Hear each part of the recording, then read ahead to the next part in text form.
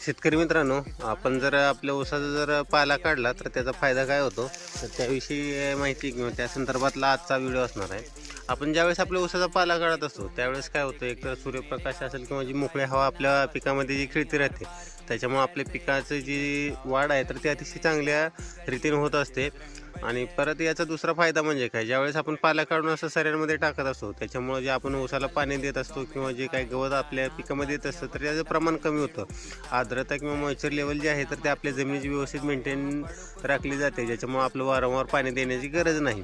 आणि दुसरा एक मुद्दा, ज्यावेळेस आता आपण सध्या आता हे मार्च एप्रिल मे जूनपर्यंत कधीही जर काढला पाला तर काय होतं, याचं परत ऊस आपला तुटून जाईपर्यंत कारखान्याला तोपर्यंत हे पावसाळ्यामध्ये कुजून जातं आणि याचा जो खताच्या स्वरूपात जो आपल्याला फायदा होणार आहे तर तो होत असतो. आणि दुसरं म्हणजे आपल्या जमिनीचा जो ऑर्गॅनिक कर्ब खराब झाला आहे किंवा कमी झाला आहे तो वाढण्यास आपल्याला मदत होते. याच्यामुळे काय होतं, जे जीवजंतू आहेत, जे गांडूळसारखे जे आहेत तर त्यांचा जो संचार आहे तर तो आपल्या पिकांमध्ये जास्त होत असतो. त्याचा अशा स्वरूपातही आपल्याला फायदा होता. आणि दुसरं म्हणजे काय होतं, ज्यावेळेस आपण याचा जो पाला काढला बुडातून तर याचा जो अतिरिक्त अजून एक ऊसाचा कोंब म्हणा किंवा जे आपण पानकोंब म्हणत असतो ते निघण्यासही मदत होते. कारण काय होतं, वरचं टोपण काढलं तर ते लगेच म्हणजे सहज रीतीनं बाहेर येण्यास किंवा तिथून फुटवा निघण्यास मदत होत असते.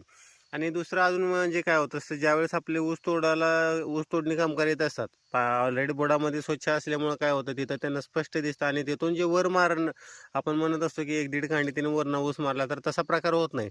त्याच्यामुळं काय होतं, आपले जे ॲव्हरेज आहे तर ते आणखीन म्हणजे चांगल्या स्वरूपात आपल्याला मिळत असतं.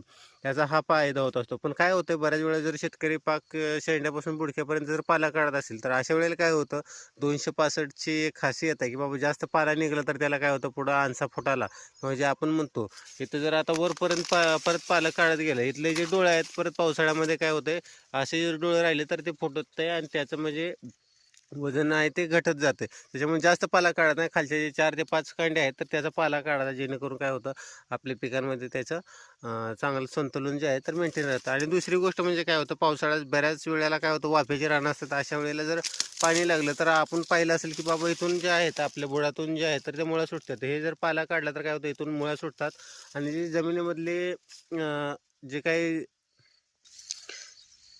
NPK आहे तर ते आपल्याला पिकाला घेता येत नसते. त्याच्यावेळेस हे काय करत असते, इथून मुळ्या सुटल्यानंतर परत काय होतं की बाबा ते हवेतला ऑक्सिजन असेल किंवा हवेमार्फत जे NPK आहे तर इथून मुळ्या सुटल्यानंतर परत ते घेत असतं.